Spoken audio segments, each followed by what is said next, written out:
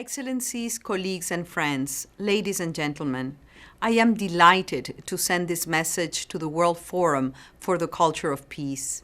Let me start by paying tribute to Abdulaziz Saud Al-Babtain, chairman of the Abdulaziz Saud Al-Babtain Cultural Foundation, for galvanizing force behind today's event and a champion of the culture of peace.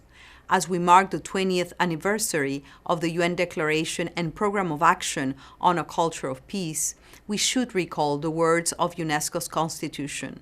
Since wars begin in the minds of men, it is in the minds of men, and I must add here women, that the defenses of peace must be constructed.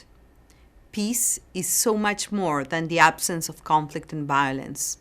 It rests on respect for the human rights and fundamental freedoms of all persons, regardless of any distinction.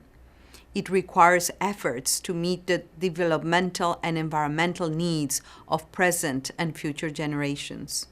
It means adherence to the principles of justice, democracy, tolerance, solidarity, cooperation, pluralism, and cultural diversity. And it calls for ongoing dialogue at all levels to achieve these goals. At this challenging time of the world, and in particular for Iraq and Yemen, dialogue is needed more than ever. We are approaching what could be a dangerous tipping point where violence and conflicts are on the rise, where the gains we have made over the past decades are reversed, and where we risk causing irreparable damage to our rules-based international system.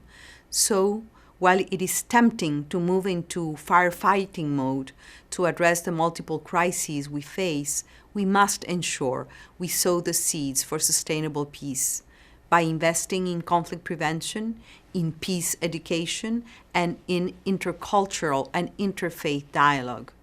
We must ensure we increase our efforts to achieve the Sustainable Development Goals, which provide the basis for a culture of peace. And we must act to protect our cultural heritage. Whether in Iraq or Yemen, The Hague or Quito, this heritage is integral to how we see ourselves and to the story of humanity. We are all defined by culture, by the traditions, artifacts, monuments, and sites that reflect the history of our societies, their collected wisdom that has shaped our way of thinking as well as our shared history. Indeed, they bear witness to the interconnected nature of our past and to the cultural exchanges that have taken place since time immemorial and that have given so much beauty to the world. So I look forward to hearing the outcome of your discussions and how to make the culture of peace a reality in Iraq and Yemen and across the world. Thank you.